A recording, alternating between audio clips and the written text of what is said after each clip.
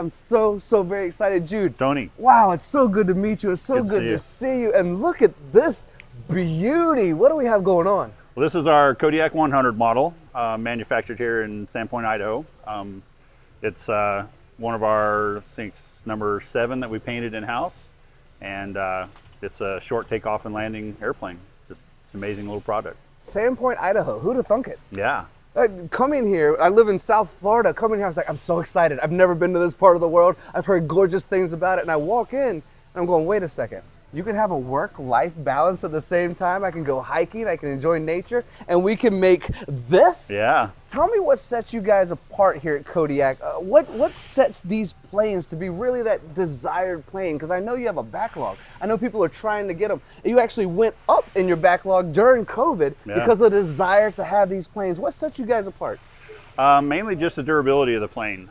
You know, it'll haul over a ton of payload and can take off and land in super short, very rugged runways throughout the world. The initial startup was in the mission field, knowing that there was a great need for a super durable plane to get into Central America and all those jungle runways, and bringing in humanitarian stuff, even, you know, Bibles to a lot of those villages that had never been in contact with what was out in the world. So that was how it started. Yep. Yeah, the Holy moly. the three original engineers were focused with Christian background and saw the need that the mission fields had for a much more durable plane. Would you believe me if I told you I was having dinner by myself, like I always do while I travel? Had dinner by myself, and 2 older retired gentlemen told me a piece of that story. What was it, about 22 years ago, right? And you've been making planes about 16 years ago since then that have been going into the air. Am I correct in that timeline? Yep, that's about exactly it. The initial startup obviously started out on 3 guys meeting, drew it up on a napkin, and then over the 5 to 7 years morphed into a plane and got our certificate of airworthiness, and here we are producing them. Can we continue to walk? Would yes.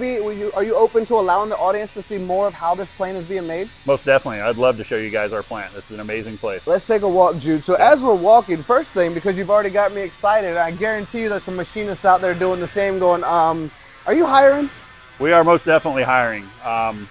From engineering, machine shop, production, technical writers, pretty much the full gamut. We're growing, and the knowledge is out there of our plane, and we're just looking to bring in quality people to help us build it. Well, I hope everyone's been watching and hearing what Jude just said, because, yeah, what a great place to work, right? And when I see the facility, I'm not sure we can see over there. If our camera person can kind of point in that direction, what we just saw was the original building, what we just walked through, and everything else is an expansion from this point forward, just about, right? Yep. So you guys have been growing. Yes, we have. Yeah, the initial is just about 10 or 12 guys and gals that were coming in to, you know, build this plane and kind of learn as they went, and then realized right away that there was not enough room in our initial building, and expanded to what we see now. It's, again, I use the word a lot, but it truly is fascinating. I'm one of those guys that's hungry for knowledge and how things are made. So it looks like we're going in reverse on how these things are being built. What step are we at now? So this is basically stage 4, where the avionics starts to get installed into the plane, and all of the flight controls are assembled onto the wings and the horizontal and the vertical. Engine is also mounted usually right in this area. Kind of depends on the flow of what that particular plane is doing, but definitely the major components start to get put into this area. Would you mind, Jude, you told me a story before I hit record and brought the audience into the building, and thank you for allowing us to do that, by the way, but before we hit record, you told me something that was very heartwarming to me. You told me a story about a gentleman who had his family on one of your planes and ended up, unfortunately, getting in an accident, but fortunately, your planes are so robust, your planes are so well put together, the grade of the plane makes it stronger. Would you mind sharing a little bit of that story with what happened to him? Because I think it shows to the quality of the work you're doing here. Yeah, so that particular situation, the individual when he was landing had a mishap, and the plane ended up doing a 360 spin, and then went off the edge of the runway into the timber a little bit that was there, and pretty much ripped the wing off of it, did some damage to the fuselage, but all the occupants were able to walk away. Wow. And just a testament to the durability of the plane. And him being a pilot, he made the comment that probably most any other plane would have just crumpled and ripped itself apart, but ours maintained structure stability all the way through that Wow. mishap. So I'm going to shake your hand, but behalf of shaking your hand, all the machinists out there who put in quality work here at Kodiak, thank you for doing what you do. Can we keep walking? yes, indeed. So what we've learned over the last few years is how important it is to vertically integrate within a shop. The lead times became frustrating. We want to do more. It looks like you're doing a majority of the work here, including paint booths and machining and some of the parts as well. Can you talk about how you're constructed internally with shipping, receiving, and building? So obviously most all of our electronics are outsourced stuff, but our machine shop, most all of our fabricating with the sheet metal is done in-house, and about 85% of our manual machining is also done in-house now. So bringing a lot more of that back in, streamlining it, and then like you'd mentioned, our paint shop has just got up and going so that we can paint when our schedule deems it necessary. Yeah, so. and we need that. We need that flexibility. Customers want for us to have control and say, well, we don't know. Yeah. We don't know when it's coming back from somebody else's paint booth, so we decided to do it here. Yep. All right, we have another. So I had a great opportunity of going to Spirit Air Systems. I've already told you that story, so I won't go into detail. But we're starting to get into the area that seems like more empty, where I'm more familiar. What stage are we at here? And great song in the background, by the way, because we're walking this way too. I hope the camera picks that up. So this is stage 3, and they start getting, like we see the antennas on top of the fuselage, start getting a lot of the rigging into the fuselage, some of the vent systems in the back. Our TKS systems will start getting put in, which is our anti-icing system. So just the initial framework of the dash, kind of that preliminary stuff, getting ready to go into that stage 4 where they get to put all the fancy stuff in. And fancy stuff is where we started, right? Yes. So shall we walk this way? Yes, indeed. And I won't sing to you. I do have a bad habit of singing to people. I mean, my brain works in a strange way. All right, what stage are we at here? We're going in reverse again. What's this young man working on? Stage 2. So this one is when it comes out of stage 1, and they finish up some of the components that can't be done in the original fixtures and start putting in a lot of the internal brackets, getting ready for pulleys and whatnot for the rigging. Some of the dash frame, a little bit of the components on the firewall here, and just things that, like I said, that couldn't be done in stage 1. So a friend of ours, a friend named Lucian, working for Qualichem, because we're actually here, we talked a little bit of coolant today as well, and the superior finishes and tool life that came along with getting the right coolant. But he brought up something about rivets. Would you mind discussing your tolerances on some of your parts to go back to the story you told about it staying together? Yeah, so our tolerance on like rivet holes and the final product of the rivet are even tighter than what mil specs are. Wow. We have what we call, originally our company was Quest, so we have Quest tolerance qualifications that we have to meet. That was back to those original engineers that drew it. They saw the need for that super durable airplane to be rugged and stay together. So a lot of our rivet spacing is tighter than most any other plane that's out there. And there again, our tolerances are tighter than most anything else in aerospace. And because of that, our planes are super durable. There's quite a few examples of mishaps, a lot of them on landing, to where our plane has survived.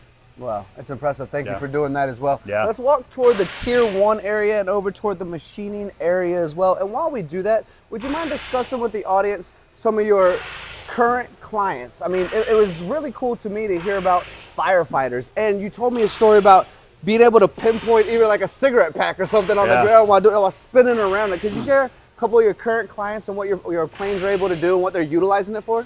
Yeah, so Missoula, Montana, the smoke jumpers that are over there, they already have a couple of our Kodiaks in their current fleet, and they just got a government funding, I think it was about $13 million, and they are looking to purchase 2 more at least to get into their fleet. And we've also got a lot of special mission planes that are going into some of the states, Florida, Georgia, for example. And then we mount a camera down in the pod on the belly that's gyroscopic that will stay focused.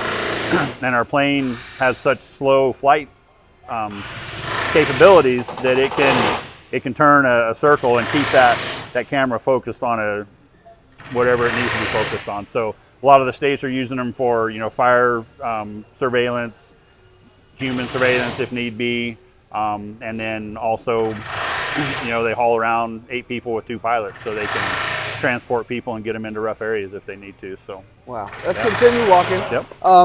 I also heard a story about the medical side of things. So it's something about the way your planes can get up in the air so quickly and then land when necessary. You don't need much of a runway, do you? So it allows for a unique operation where other planes or maybe even a helicopter might have been used, but other planes can't get into. Yeah, so, you know, in comparison to a helicopter, our payload, like I said, is over a ton, whereas a helicopter's, unless it's a gigantic helicopter, can't bring in as much payload compared to what our plane is. And we can land out in a cow pasture if need be. And, you know, just a backcountry road, as long as our wings have clearance, this plane will pretty much land on it. So, and then get out of there. I know, all the time my mind's being blown by people like Jude and the machinists that are behind it. I love bringing this technology to you. All right, this looks like stage 1. Are you making all your own, or the majority of your fixturing here? Yes, yeah, you know, this gigantic one here we did have outsourced, but a lot of our smaller fixtures are made in-house. We got a couple of welders that welded up, and actually, you know, one of them is just on the camera right there to where he is calibrating our fixture, getting all of our anchor points locked in, and he is one of our welders that does some of our welding back here. Jude, let's walk over to the machining side. Obviously my forte. Yeah. I've never built a plane. I've been in a few of them, but I've never built one. And at the end of this conversation, I'm gonna try and get you on camera saying that you're gonna take me up in one of these. But as we walk over there, are there any messages that you would like to convey to the audience watching right now, to the audience listening right now about Kodiak, what you guys do, American built, the quality that goes into it, the history, service, and support that goes along? Any messages that you would like to share with them at this moment? Well, a little bit of what we've already covered of how amazing our product is and how life-changing it is for a lot of people. I know we had a hurricane down in Florida that had messed up some of the runways and whatnot where they couldn't get in some of the big planes, so they called in a Kodiak and we were able to bring some stuff in. You know, there's one story that really sticks in my head of down in Central America, our plane was loaded up leaving from one village to another, and out of the jungle comes running a mom and a doctor, knowing that our Kodiak was there. And the kid had probably being like a normal boy, wasn't supposed to be doing what he was doing, had a stick that had punctured his side. Piece of the stick broke off inside. Didn't tell anybody because he probably wasn't supposed to be doing whatever he did. He got hurt, so he ended up getting a really bad infection. They unloaded the Kodiak, threw the kid on it, got him to a hospital, and the doctor at the hospital said that the kid had probably less than 8 hours before it would be too far gone before they couldn't have taken care of that infection. So there's all kinds of situations where our plane is in those situations to where it's life-saving. It's just amazing. To me, this is the perfect part to close out this tour, and I'll tell you why. It's because Jude just made a statement that matters to me. Manufacturing is considered more or less the invisible industry. We've been coined the invisible industry. The machining area is right over there. It's where all of this stuff is being made. Jude just took us from beginning of how something is done to, or the completed version, to how it's created from the start. The reason I bring this up, and the reason I'm grateful you said that, Jude, is because this is how it's done. All the things around you, the medical side of things, of that young man who made a mistake and might not have lived, the medical side, the plane, everything, all of it. Let's have some gratitude for all of our machinists out there, all of our engineers out there, our coolant companies, since we're here with Qualichem today, and certainly people like Jude and Kodiak as well. Everyone is working their butt off to be creative, to create, and MTD is working our butt off to bring that information to you. So Jude, thank you so much for allowing us to come in and share your story. You have really helped educate me on something I didn't know about today. Well, thank you, Tony. I appreciate it. It's my pleasure. And thank you all for watching MTDCNC. We appreciate the time that you have given us as well.